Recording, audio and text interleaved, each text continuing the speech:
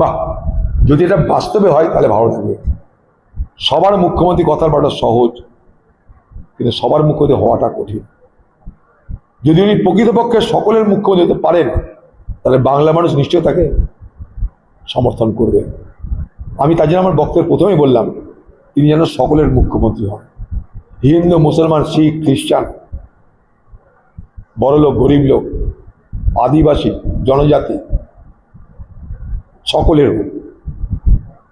সকলের মুখ্যমন্ত্রী হন আপনি।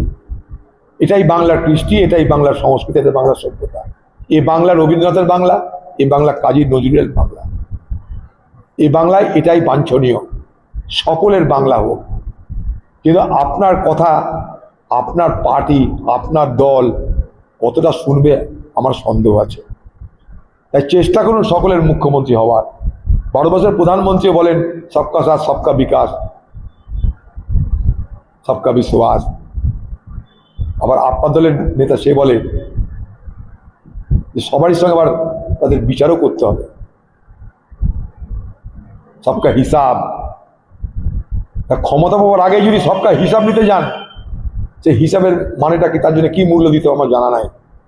তবে বাংলার মুখ্যমন্ত্রীর কাছে অনেক আমাদের আশা, যে বাংলার মুখ্যমন্ত্রী আজকে যেভাবে বর্ণাঢ্য একটা উদ্বোধনী মন্ত্রিসভার শপথ হলো, সেখানটায় ভারতবর্ষের তাবৎ নেতারা ছিলেন, প্রধানমন্ত্রীও ছিলেন।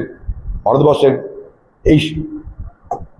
এই যে শপথ নেওয়ার যে অনুষ্ঠান হলো, এই অনুষ্ঠানের পর নিশ্চয়ই বাংলার মানুষ আশা করবে যে প্রধানমন্ত্রী ও মুখ্যমন্ত্রী যারা বলে ডবল ইঞ্জিন সরকার, তাদের জীবনে ডবল উন্নতি হোক, ডবল ইঞ্জিন সরকারের জীবনে ডবল উন্নতি হোক, এটা আমরা দেখতে চাইব। দেখি, না পেলে চিৎকার করব, চিৎকার করা আমাদের কাজ, প্রতিবাদ করা কাজ করব।